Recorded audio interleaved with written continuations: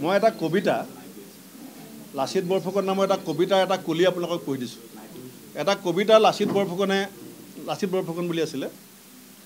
স্বদেশ পূজাৰ মন্দিৰ যাৰ কেৱল লোকেল বোৰ্ড, স্বদেশ পূজাৰ মন্দিৰ যাৰ কেৱল লোকেল বোৰ্ড, জ্ঞান সাগৰৰ দুই পাৰ যাৰ চিভিল পেনেল কোৰ্ট, জ্ঞান সাগৰৰ দুই পাৰ যাৰ চিভিল পেনেল কোৰ্ট, মন্ত্ৰিত্ব যাৰ শেষ কল্পনা, মন্ত্ৰিত্ব যাৰ শেষ কল্পনা, এছেম্বলি যাৰ আশা, সিনো কি বুজিব হে বীৰ তোমাৰ ৰণৰ ডুমডুম ভাষা।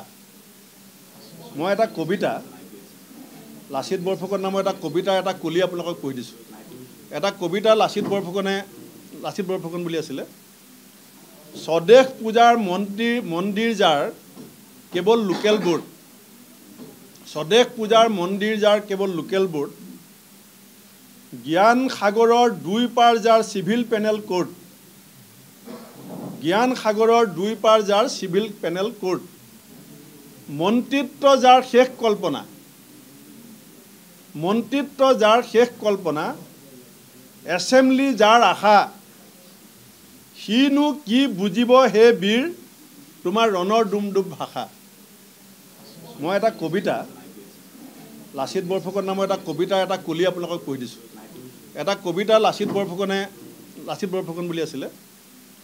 স্বদেশ পূজাৰ মন্দিৰ যাৰ কেৱল লোকেল বোৰ্ড, স্বদেশ পূজাৰ মন্দিৰ যাৰ কেৱল লোকেল বোৰ্ড, জ্ঞান সাগৰৰ দুই পাৰ যাৰ চিভিল পেনেল কোৰ্ট, জ্ঞান সাগৰৰ দুই পাৰ যাৰ চিভিল পেনেল কোৰ্ট, মন্ত্ৰিত্ব যাৰ শেষ কল্পনা, মন্ত্ৰিত্ব যাৰ শেষ কল্পনা, এছেম্বলি যাৰ আশা, সিনো কি বুজিব হে বীৰ তোমাৰ ৰণৰ ডুমডুম ভাষা।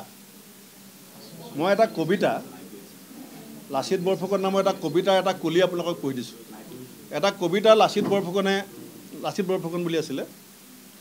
স্বদেশ পূজাৰ মন্দিৰ যাৰ কেৱল লোকেল বোৰ্ড, স্বদেশ পূজাৰ মন্দিৰ যাৰ কেৱল লোকেল বোৰ্ড, জ্ঞান সাগৰৰ দুই পাৰ যাৰ চিভিল পেনেল কোৰ্ট, জ্ঞান সাগৰৰ দুই পাৰ যাৰ চিভিল পেনেল কোৰ্ট, মন্ত্ৰিত্ব যাৰ শেষ কল্পনা, মন্ত্ৰিত্ব যাৰ শেষ কল্পনা, এছেম্বলি যাৰ আশা, সিনো কি বুজিব হে বীৰ তোমাৰ ৰণৰ ডুমডুম ভাষা।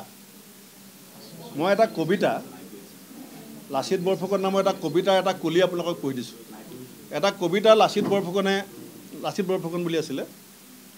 স্বদেশ পূজাৰ মন্দিৰ যাৰ কেৱল লোকেল বোৰ্ড, স্বদেশ পূজাৰ মন্দিৰ যাৰ কেৱল লোকেল বোৰ্ড, জ্ঞান সাগৰৰ দুই পাৰ যাৰ চিভিল পেনেল কোৰ্ট, জ্ঞান সাগৰৰ দুই পাৰ যাৰ চিভিল পেনেল কোৰ্ট, মন্ত্ৰিত্ব যাৰ শেষ কল্পনা, মন্ত্ৰিত্ব যাৰ শেষ কল্পনা, এছেম্বলি যাৰ আশা, সিনো কি বুজিব হে বীৰ তোমাৰ ৰণৰ ডুমডুম ভাষা।